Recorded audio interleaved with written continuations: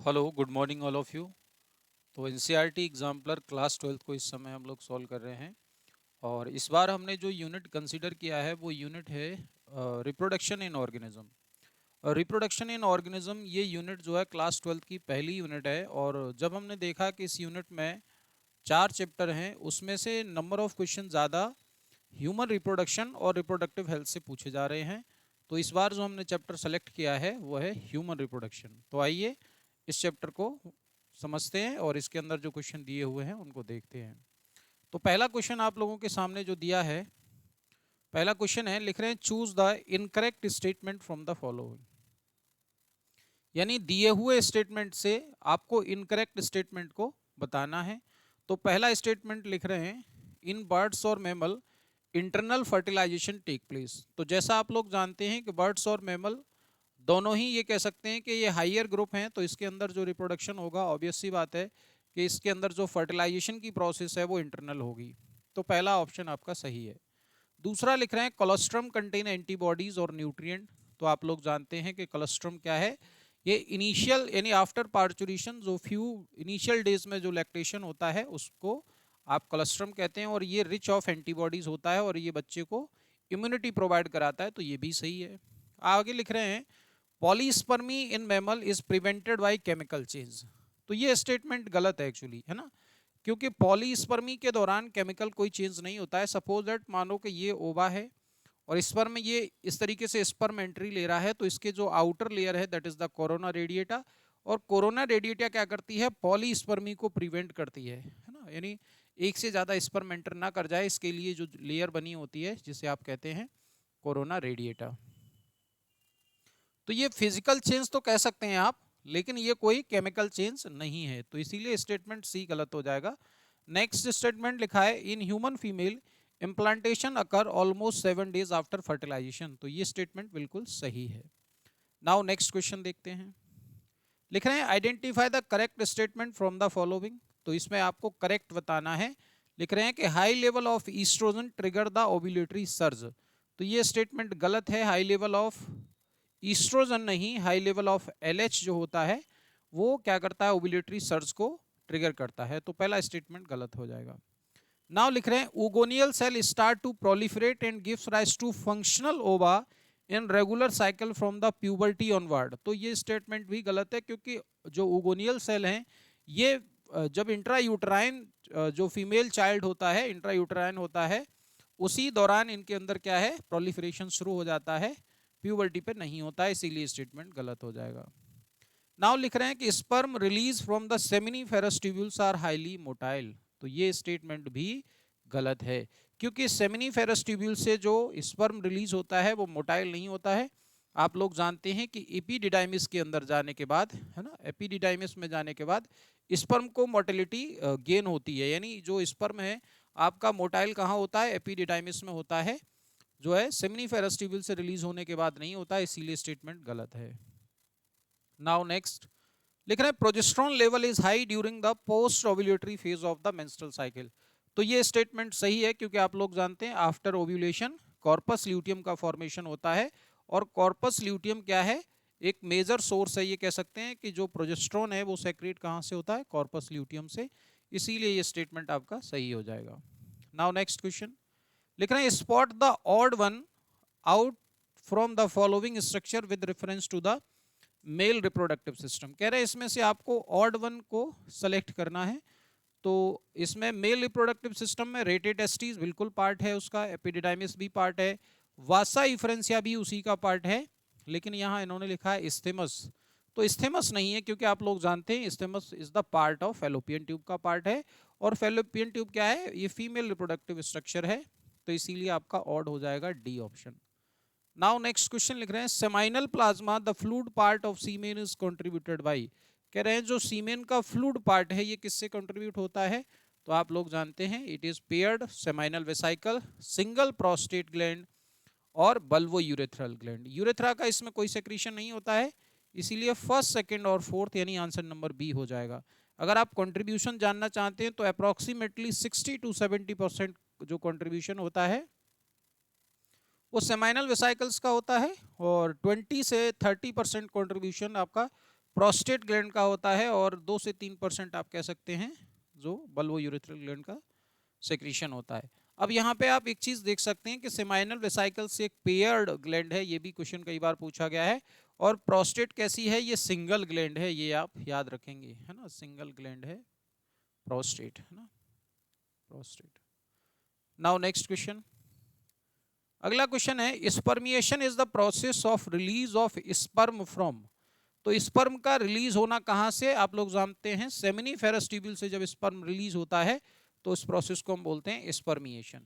Now next question लिख रहे हैं mature Graafian follicle is generally present in the ovary of healthy human female around, यानी कह रहे हैं मैच्योर ग्रेफियन फॉलिकल कब होगी।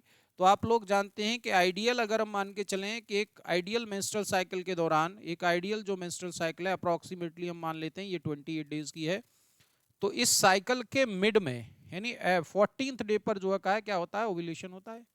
तो ये ओव्यूलेशन जो होता है ये कहां से होता है, ओव्यूलेशन मैच्योर ग्रेफियन फॉलिकल से ही होता है।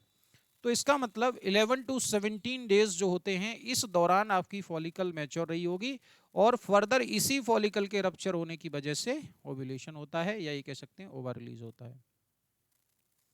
नाउ नेक्स्ट क्वेश्चन लिख रहे हैं acrosomal reaction of sperm occur due to. तो एक्रोसोमल रिएक्शन क्या है, आप लोग जानते हैं कि एक्रोसोमल रिएक्शन होती है आपकी it contact with zona pellucida of sperm, ova. यानी ये कह रहे हैं कि सपोज दैट ये ओवा है ना, और ओवा के संपर्क में जब स्पर्म आता है तो यहाँ से एक प्रोटीन रिलीज होती है दैट इज फर्टिलाइजिन। तो इसी प्रोसेस को आप बोलते हैं acrosomal reaction. Now next question, which of the one of the following is not male accessory gland, कह रहे हैं इसमें से मेल एक्सेसरी ग्लैंड कौन सी नहीं है। तो आप सेमाइनल वेसिकल्स अभी बताया है मेल एक्सेसरी ग्लैंड है। एम्पुला, तो एम्पुला नहीं है। प्रोस्टेट और बल्बोयूरेथ्रल आप लोग पहले देख चुके हैं। एम्पुला क्या है, ये भी आपका फेलोपियन ट्यूब का पार्ट है, इसीलिए ये मेल एक्सेसरी ग्लैंड नहीं है। नाउ नेक्स्ट लिख रहे हैं स्पर्मेटोगोनिया, है ना, स्पर्मेटोगोनिया के बारे में क्या लिख रहे हैं, undergoes division to produce sperm by the process of spermatogenesis, choose the correct one with reference to above। Spermatogonia के बारे में क्या स्टेटमेंट करेक्ट है, ये बात आपको बतानी है। तो लिख रहे हैं स्पर्मेटोगोनिया है 46 chromosome and always undergo meiotic division. तो ये स्टेटमेंट गलत हो जाएगा, क्योंकि स्पर्मेटोगोनिया हमेशा मियोटिक डिवीजन नहीं करती है, माइटोटिक डिवीजन करती है। Now primary spermatocyte divide by mitotic division. तो ये आपका स्टेटमेंट, अगर हम बात करें कि प्राइमरी स्पर्मेटोसाइट है तो माइटोटिक डिवीजन करेगी। अच्छा अगला स्टेटमेंट देखते हैं, लिख रहा है सेकेंडरी स्पर्मेटोसाइट हैव 23 क्रोमोसोम और undergoes the second meiotic division. तो ये स्टेटमेंट सही हो जाएगा, ऊपर का ये स्टेटमेंट आपका गलत है, प्राइमरी स्पर्मेटोसाइट कभी भी मियोटिक डिवीजन नहीं करेगी। नाउ इस पर अगला स्टेटमेंट देखते हैं, स्पर्मेटोजोआ ट्रांसफॉर्म्ड इनटू स्पर्मेटिड, तो ये स्टेटमेंट भी गलत हो जाएगा। Now next, match the following between the following representing the part of sperms and their function. तो ये काफी अच्छा सवाल है कि स्पर्म के क्या क्या जो पार्ट होते हैं एक स्पर्म के अंदर, उसके क्या क्या फंक्शन है। एक्चुअली तो आप लोग जानते हैं, जैसे पहला ऑप्शन इन्होंने हेड दिया है, तो हेड के अंदर क्या होता है, जेनेटिक मटीरियल होता है, तो 1 का हो जाएगा 4th। Middle piece, middle piece आप लोग जानते हैं मिडिल पीस क्या है, ये रिच ऑफ जो है एंटी इस कह सकते हैं मिडिल पीस में आपका माइटोकॉन्ड्रिया की रिचनेस होती है, इसीलिए ये एनर्जी से रिलेटेड होगा। और एक्रोसोम ये एंजाइम की रिएक्शन है ना, तो ये एंजाइम से रिलेटेड है। और टेल है ये स्पर्म को मोटिलिटी प्रोवाइड कराता है, तो इस तरीके से ये क्वेश्चन भी आपका सही हो जाएगा। Now next, which among the following has 23 chromosome, कह रहे हैं इसमें से 23 क्रोमोसोम किस में है, तो आप लोग सीधा सीधा इसका आंसर जानते हैं, इट इज सेकेंडरी oocyte, है ना, सेकेंडरी oocyte के अंदर, क्योंकि बाकी के अंदर आप लोग जानते हैं स्पर्मेटोगोनिया 46, जायगोट के अंदर भी 46 है, और उगोनिया के अंदर भी क्या है 46 क्रोमोसोम है। नाउ नेक्स्ट क्वेश्चन लिख रहे हैं match the following and choose the correct option. तो मैच द कॉलम में ये क्वेश्चन भी अच्छा है। ट्रोफोब्लास्ट क्या है, तो आप लोग जानते हैं जो outer layer of trophoblast, outer layer of blastocyst है जो अटैच होती है एंडोमेट्रियम से, उसी को आप ट्रोफोब्लास्ट कहते हैं। अब क्लीवेज के बारे में बात करेंगे तो cleavage is nothing, it is the mitotic division of zygote, है ना, जायगोट के अंदर जो डिवीजन होते हैं। इनर सेल मास क्या है, तो inner cell mass group of cell है वुड डिफरेंशिएट एज एम्ब्रियो, जो आगे चल के एम्ब्रियो का फॉर्मेशन करेगा। उसके बाद अगर हम इम्प्लांटेशन की बात करें तो इम्प्लांटेशन क्या है, embedding of blastocyst in the endometrium, यानी जो आपका ब्लास्टोसिस है जो एंडोमेट्रियम में जाकर के 6 to 7 डेज जाकर के जो आपका एंडोमेट्रियम में एम्बेडेड होता है, उसी को आप इम्प्लांटेशन कहते हैं। Now next question, which of the following hormone is not secreted by human placenta? तो आप लोग जानते हैं इसका आंसर सीधा HCLH चला जाएगा, क्योंकि LH आप लोग जानते हैं ये एंटीरियर पिट्यूटरी से है ना, एंटीरियर पिट्यूटरी से रिलीज होने वाला हार्मोन है। बाकी सारे जो का है प्लेसेंटा से रिलीज होते हैं। Now the vast difference receive duct from the seminal vesicles और ओपन इनटू द यूरेथ्रा। तो वास्ट डिफरेंस और सेमाइनल वेसिकल्स आप लोग जानते हैं ये यूनाइट होकर के इजैकुलेटरी डक्ट का फॉर्मेशन करते हैं, है ना। नाउ नेक्स्ट क्वेश्चन लिख रहे हैं, urethral meatus refers to the, urethral meatus क्या है? तो meatus is nothing, it is the opening, है ना। तो ओपनिंग किसकी है? एक्सटर्नल जो ओपनिंग है ऑफ द यूरोजेनाइटल डक्ट की, उसी को आप क्या बोलते हैं? उसी को यूरेथ्रल मिएटस बोलते हैं। नाउ नेक्स्ट क्वेश्चन लिख रहे हैं, morula is a developmental stage. Morula क्या है? तो morula is nothing, it is the stage between the zygote और ब्लास्टोसिस्ट के बीच की स्टेज को आप मोरुला कहते हैं। और मोर क्लियरली आप ये कह सकते हैं कि 8 to 16 सेल की जो स्टेज है ना, 8 to 16 सेल की जो स्टेज है उसी को आप मोरुला कहते हैं। Now next, the membranous cover of the ovum at ovulation. Ovulation के दौरान जो मेम्ब्रेनस कवर है ये है आपका corona radiata. Now next question, identify the odd one from the following. तो ऑड क्या है? जैसे लाबिया माइनोरा, फिम्ब्री, इन्फंडिबुलम और स्टेमस। तो आप लोग जानते हैं जो लाविया माइनोरा है ये फीमेल एक्सटर्नल जेनिटेलिया है, female external genitalia, external genitalia है। जबकि फिम्ब्री, इन्फंडिबुलम और स्टेमस ये क्या है? ये इंटरनल जेनिटेलिया है।